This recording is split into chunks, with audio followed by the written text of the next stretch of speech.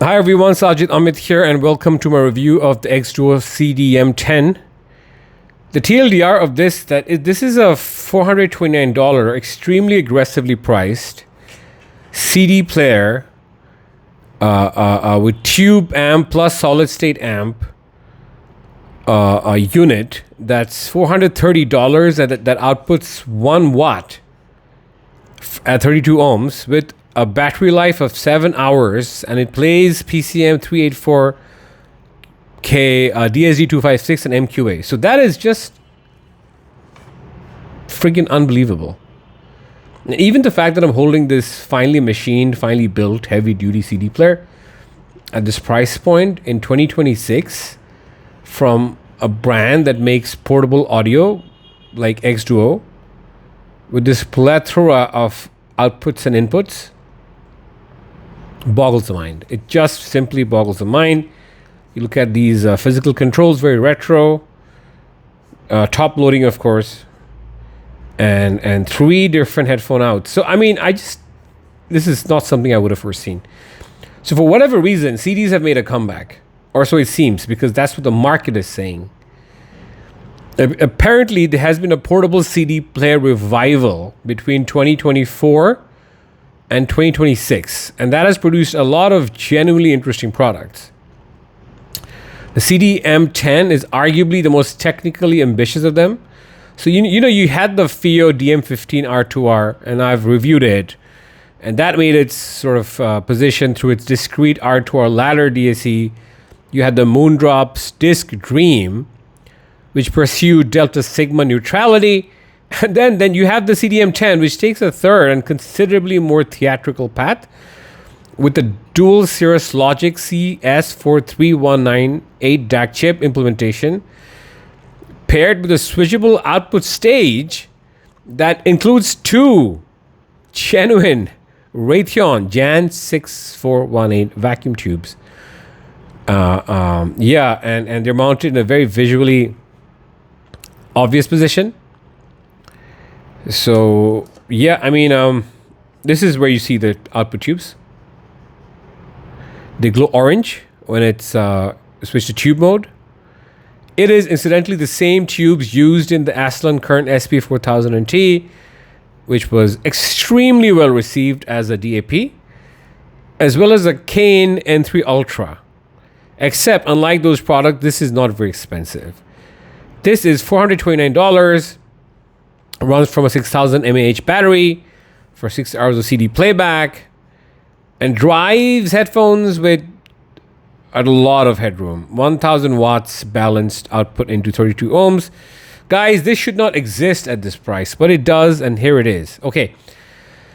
The chassis is machined from solid aluminum at approximately 1 kilogram, which is the correct choice for dampening the vibration that a spinning disc generates. So there is a dual isolation system at play. It combines electronic buffering and mechanical damping, which keeps playback stable. I mean, of course, if you move it and shake it, that's going to disrupt your experience. But it is what it is. There's a 1.9-inch screen, and it displays the current sample rate, the digital filter selection and mode very clearly without the dense menu structures that make a lot of portable players tedious to operate. This volume knob is thumb scrollable, which is what it is. It's I think it's fairly ergonomic and is distinctly xDuoo in character. So I do appreciate the sort of in-brand or on-brand mechanism here. In general, the controls are very logical and immediate. That there's a tone switch on the panel that toggles between tube and non-tube or transistor modes. There's a hardware bass boost that's built in that adds low-end fullness, separate turbo gain, and just look at the outputs and inputs. It's just phenomenal. Just phenomenal. An RCA output, a digital coax, a digital optical, a 12-volt DC input for linear power supply upgrade, and a dedicated USB charging port independent from the data input. They've thought through everything, guys.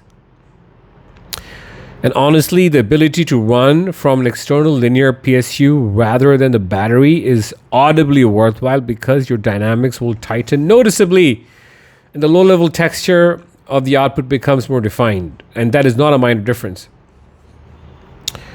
Okay, so this is a tweaker's dream. Everyone should get this, even if you don't have a CD. I kid, of course. You should get CDs first. If you want to experience the CDs, sound special. I have a huge collection of CDs. Okay. The sound is W-shaped in overall character. The bass is elevated. The treble is clear, but not forward mids. Not forward mids. It's still relaxed. The CD playback produces stronger dynamics. That is something I've seen with CDs. That's just where I stand. It has sharper instrument definition and a slightly more stereophonic image than a USB DAC mode, which just sounds a little more relaxed and smooth. The tube mode, as one would expect, adds warmth, plenty of warmth. It thickens up the vocals, and it pairs really well with slower materials. The transistor mode, on the other hand, is faster, it's more precise, it's analytically more revealing, with a lot cleaner decay and better transient definition. The hardware bass boost on the tube mode in high gain is one of the most visually satisfying settings on any portable source at this price. My friend, this is what I'm talking about, this bass boost. It works and is so viscerally satisfying when you pair this with any open back headphone and a bass forward material. It slams. So the disc mechanism itself is audible in quiet rooms, which is the CDM-10 single most mentioned practical limitation, but it is what it is. The RCA line output is confirmed clean enough for speaker system integration. The only caveat is the non-replaceable battery. That is a genuine caveat for long-term ownership. But guys, at this price point, I mean, when you understand the features this offers, it's so fully featured and so sonically flexible. As a portable unit at $430, this perhaps is the most entertaining pieces of audio equipment released in 2026, regardless of category.